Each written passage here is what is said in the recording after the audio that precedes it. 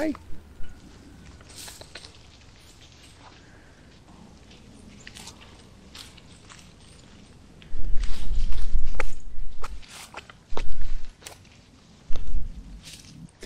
The chickens don't normally migrate this far from their coop, but I'm glad to see them out strolling around, in part because two of the ones who are out today have actually just finished convalescing. They were attacked by a pack of small dogs about a month ago now.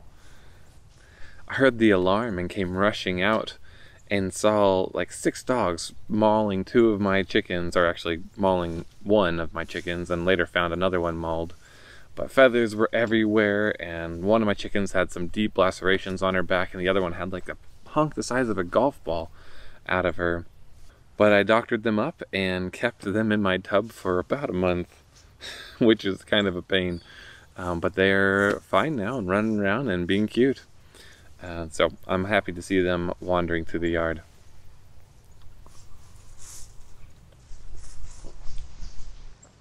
We just had a little threat of a storm, which is extra ominous today because tomorrow is gonna be an interesting one. I have been wondering for months now whether my department will let me continue teaching for pay. I just taught 1 semester and they paid me for that, which was very kind of them, as I'm trying to wrap up my PhD. But though I've reached out to my department head a number of times asking if I can continue teaching, he never responded for over a period of a couple months now. I don't know if he's assuming I'm going to keep teaching or if I just missed that boat and that was my 1 semester's worth of teaching. I do hope I get to teach again because I learned so much from that first semester, and my course evals came in over the Christmas break and they were like really positive. I mean, I wish they had told me more useful things I could have fixed, but like it was really encouraging to see what the students thought and that they thought I did a good job by that first semester, my first time ever teaching. And since I want to teach in the future, having a 2nd semester of teaching would be invaluable because I would be able to correct the things that I saw that I did wrong and maybe improve upon things. But since I didn't get a response, I've just been kind of floating through the Christmas break with this lingering in the back of my mind that I have no idea if I'm going to be paid for this coming semester, and that's a little stressful. That bird call is a woodpecker back there. I don't know what kind. My boss has little interest in teaching or mentoring of any sort, so when I told him that I wanted to teach a 2nd semester after having learned the ropes the first semester, he looked like 1 part contemptuous and 1 part just sick to his stomach because he just doesn't understand it and he thinks it's a waste of time.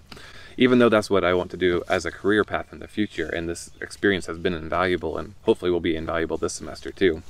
But I think I've decided that I'm going to teach whether they pay me or not. At least 1 section, because it's not only extremely encouraging for me to be able to pour into these students, but also it's a very valuable thing for me to do. And we all know that teachers don't do it for the money anyway, right? But that's kind of a segue into our sermon for today, because we're in the Unspoken sermons of George MacDonald, of course. And this one is called The Heart with the Treasure. And he begins this one with a quote from Matthew 6:19-21, which says, "Lay not up for yourselves treasures upon earth, where moth and rust doth corrupt, and where thieves break through and steal. But lay up for yourselves treasures in heaven, where neither moth nor rust doth corrupt, and where thieves do not break through nor steal. For where your treasure is, there will your heart be also."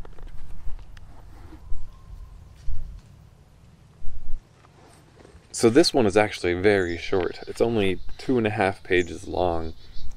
And yet, I'm still going to skip over a good bit of it, and that's not because what he says is unimportant or doesn't flow with the rest of it, but it's just because he tries to say so much on every page that I think for the purposes of these videos, I'm just going to distill it to its very simplest essence. So to that end, I'm going to skip down to the bottom of his first page here, where he's going to be looking at that word "for" in the phrase, "For where your treasure is, there will your heart be also." He says, "What, I ask now, is here the power of his word 'for'? For where your treasure is, there will your heart be also." The meaning of the reason thus added is not obvious upon its surface. It has to be sought for because of its depth at once, and its simplicity. But it is so complete, so imaginatively comprehensive, so immediately operative on the conscience through its poetic suggestiveness, that when it is once understood, there is nothing more to be said, but everything to be done. So now he's going to have some dialogue between two characters. One being himself, and one being someone who's wondering what is meant by this phrase. And he's going to look into the transitory nature of the treasures, and wondering if that is the point to be had. So the one says, "Why not lay up for ourselves treasures upon earth? Because there the moth and rust and thief come. And so we should lose those treasures? Yes, by the moth and the rust and the thief. Does the Lord then mean that the reason for not laying up such treasures is their transitory and corruptible nature? No, he adds a for where your treasure is, there will your heart be also." Of course the heart will be where the treasure is, but what has that to do with the argument?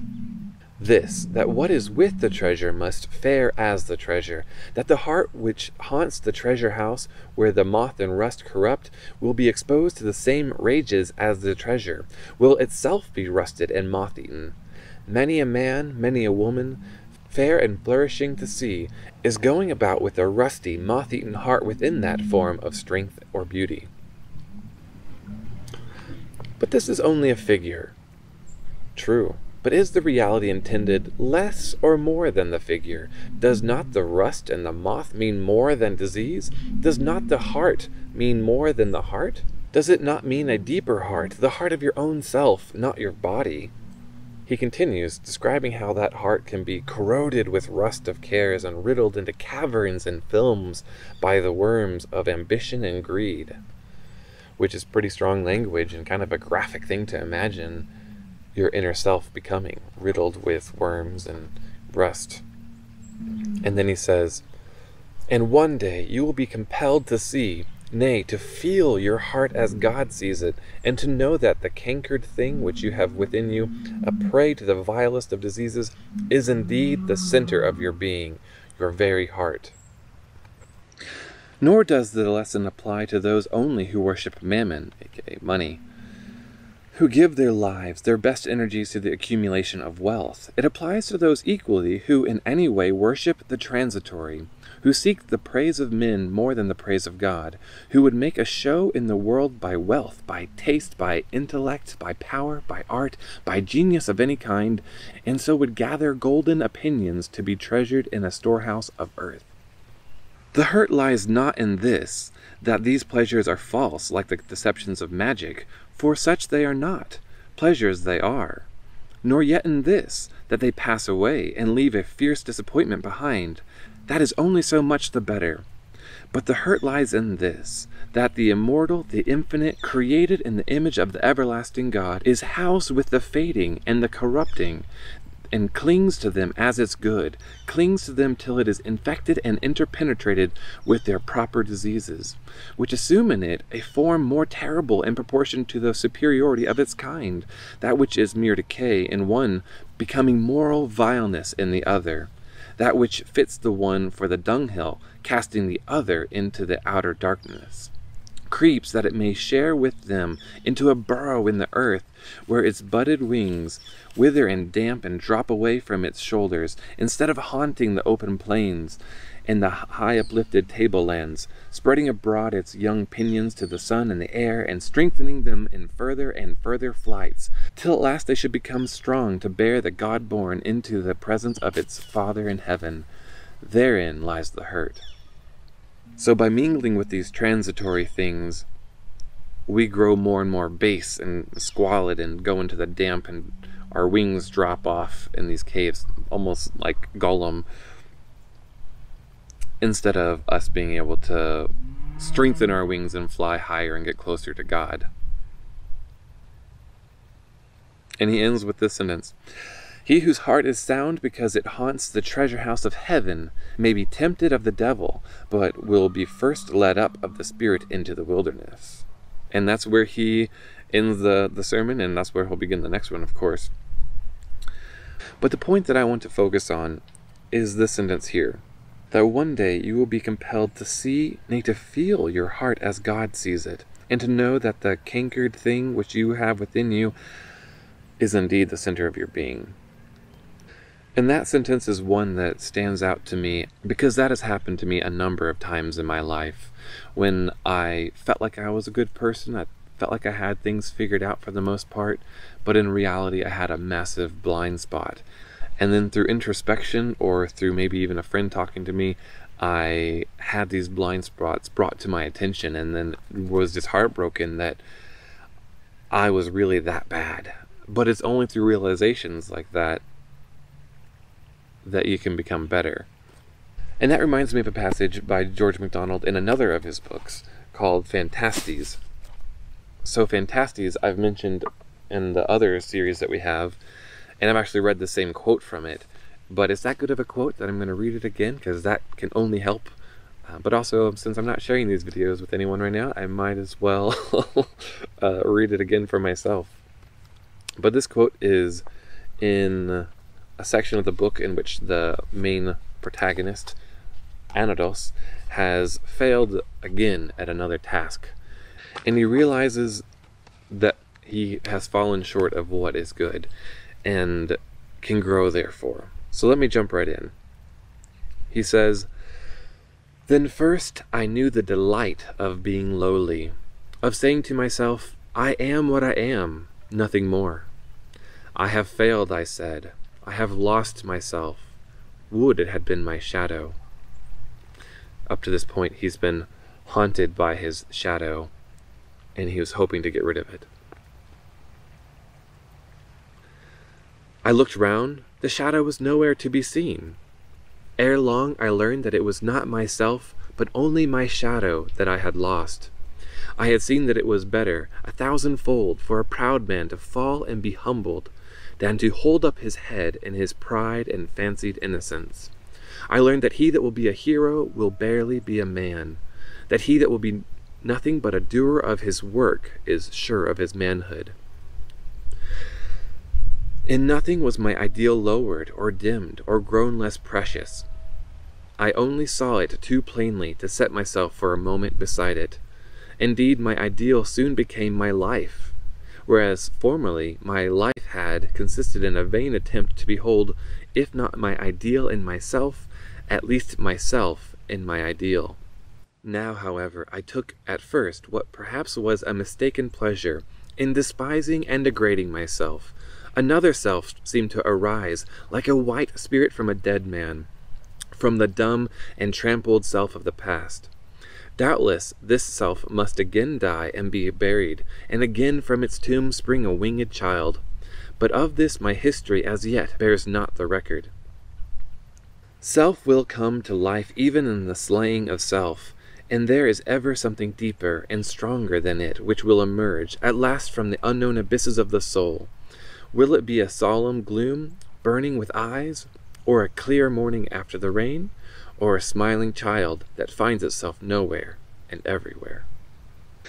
So that's very powerful in my mind, this notion that he has failed and he was humbled, but because of that he was able to arise like a white spirit from a dead man.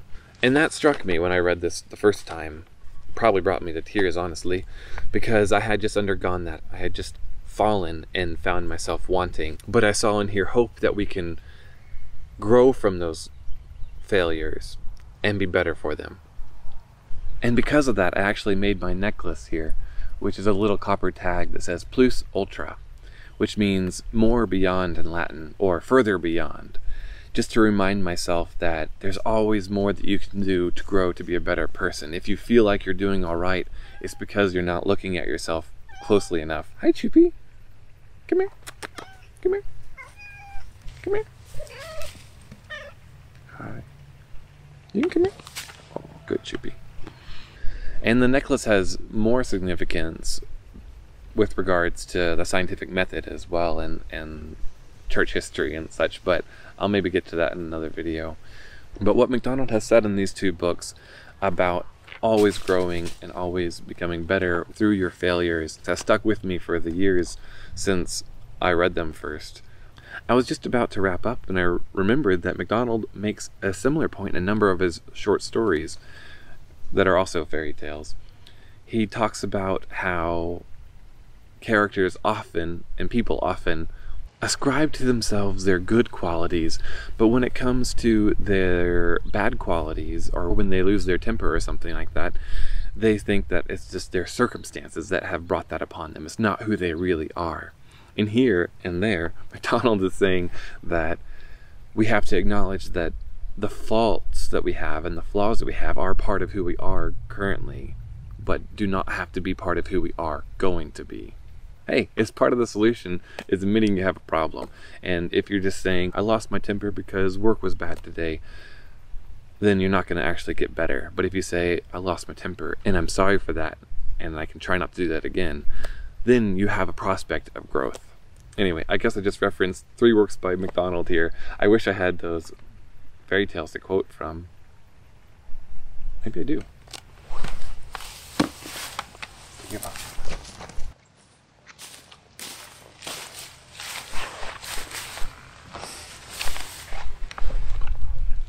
Alright, I couldn't help myself. I ran into the house and got one of my copies of The Wise Woman by George MacDonald, one of his many other short stories that are fairy tales, and found in here a part where I wrote in the margins, rats in the closet, or rats in the cellar is probably what it should be, for sure, in reference to C.S. Lewis when he's talking about this idea. He says, people are so ready to think themselves changed when it is only their mood that is changed. Those who are good-tempered because it is a fine day will be ill-tempered when it rains. Their selves are just the same both days. Only in one case the fine weather has got into them, in the other the rainy. And I think that when we realize that it is ourself who has this ill temper, our inner self, our heart, as he describes it in the sermon, then that is when we can actually change. And then as an added bonus, I have a couple pages in which I wrote plus ultra in the margins, so I figured I might as well investigate these too. He says of Agnes, who's undergoing a reformation of sorts, he says, by the 3rd day, Agnes was not merely sick, but ashamed of the life that she had hitherto led, was despicable in her own eyes, and astonished that she had never seen the truth concerning herself before. And that's the point where we can get value.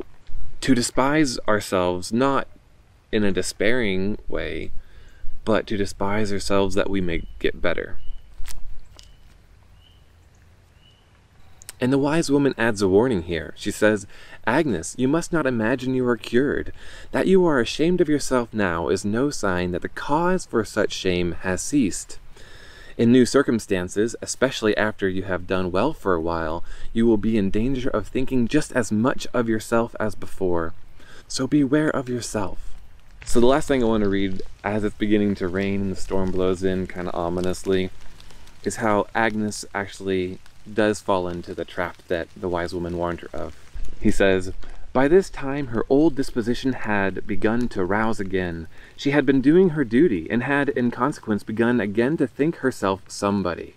However strange it may well seem, to do one's duty will make anyone conceited who only does it sometimes. Those who do it always would as soon think of being conceited of eating their dinner as of doing their duty. What honest boy would pride himself on not picking pockets? A thief who was trying to reform would. To be conceited of doing one's duty is then a sign of how little one does it, and how little one sees what a contemptible thing it is not to do it. Could any but a low creature be conceited of not being contemptible? Until our duty becomes to us common as breathing, we are poor creatures. Yeah, alright. I'll end it there since it's raining, but I just think these are beautiful ideas that are part of the reason MacDonald always inspires me to be a better person. And I hope that he's been succeeding in pushing me down the path towards becoming no longer a poor creature. But as he mentions in Phantastes, we can acknowledge ourselves poor creatures and then hopefully grow and become less and less poor creatures through multiple iterations of ourselves. Anyway, that's enough. That's a lot of MacDonald referenced and nothing else, but can't complain about that. Alright, I'm calling it there. Getting my books all wet.